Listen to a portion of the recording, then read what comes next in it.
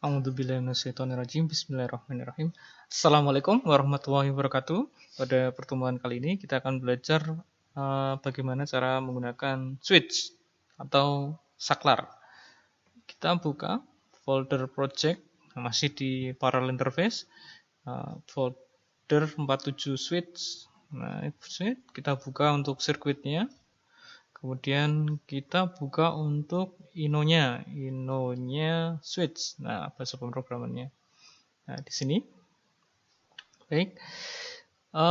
Sama seperti yang pada push button. Kalau switch itu saklar ya, ketika dia ditekan, dia nutup, tekan lagi, dia akan membuka. Nah, kalau di push button kan ketika ditekan nutup, tapi dilepas dia akan lepas lagi.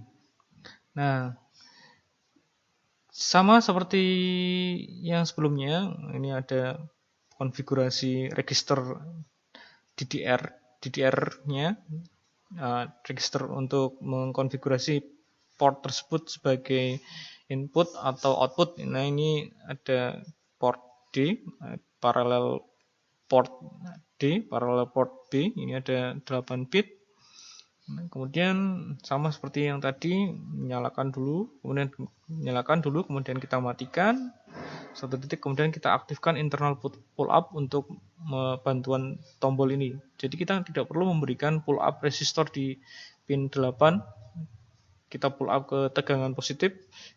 Nah, kita meniadakan itu agar menghemat biaya dan menghemat komponen dan juga mengurangi risiko. Seperti sebelumnya saya sebutkan, jika kita merancang sebuah sistem, sebuah alat, khususnya hardware, maka usahakan komponen yang ada di dalamnya adalah dalam yang seminimal mungkin, minimalis, karena ini berkaitan dengan dana, biaya, kemudian juga resiko. Karena semakin banyak komponen, semakin kompleks komponen rangkaian yang Anda buat, maka akan semakin banyak resiko untuk komponen rusak itu semakin tinggi, semakin banyak jumlahnya, maka risikonya juga akan semakin tinggi pula. Semakin banyak komponen, risiko untuk sistem kita untuk down, rusak juga akan semakin tinggi.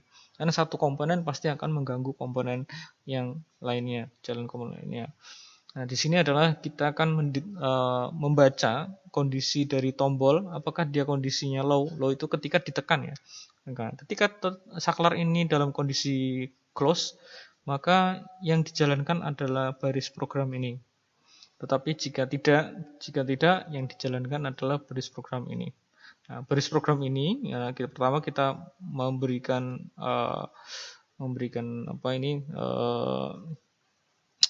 logic 0 di bit 7 ini yang bit 7, kemudian kita geser ke kanan selama 7 kali, geser 1, 2, 3, 4, 5, 6, 7, maka semuanya akan bernilai 0.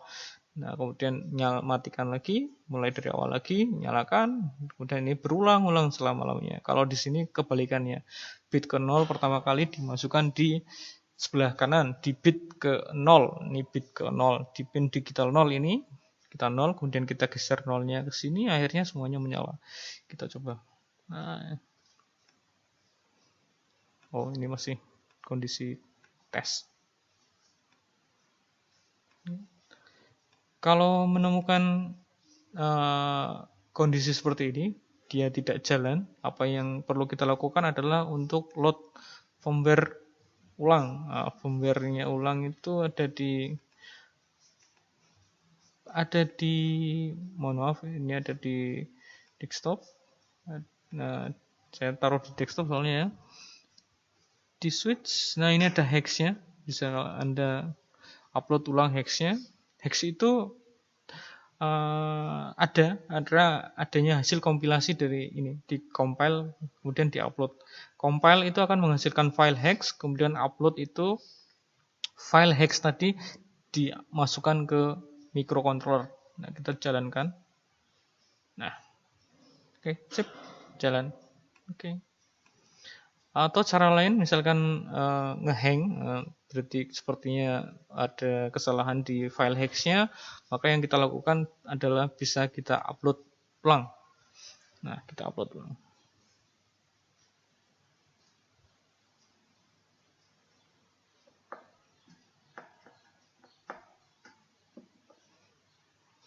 Ya, sudah diupload, kita jalankan sistemnya, simulasinya. Dah, oke, jalan. Ini mode ya, biasanya kita saklar-saklar ini biasanya digunakan untuk pemilihan mode, untuk remote control, perintah-perintah dan lain sebagainya. Nah, tetapi nanti kalau kita sudah di mata kuliah yang berikutnya di embedded system, tombol-tombol itu nanti kita ganti secara virtual ada di GUI. GUI-nya itu berbasis web. Jadi sistem yang kita bikin itu meminimalisir tombol. Nah, tombol itu bisa kita ganti ke web GUI-nya itu agar kita bisa mengaksesnya dari smartphone kita, dari komputer kita, bisa secara internal jaringan lokal atau maupun jaringan internet.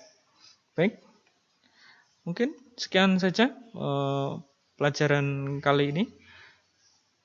Untuk tugasnya, tetap saya ingatkan, kalian bisa membuat video tutorial pembelajaran dari simulasi ini, mulai dari membuat sirkuitnya, bisa dimulai, kemudian kalian lengkapi untuk komponen-komponennya, kemudian Anda membuat sketch-nya ini.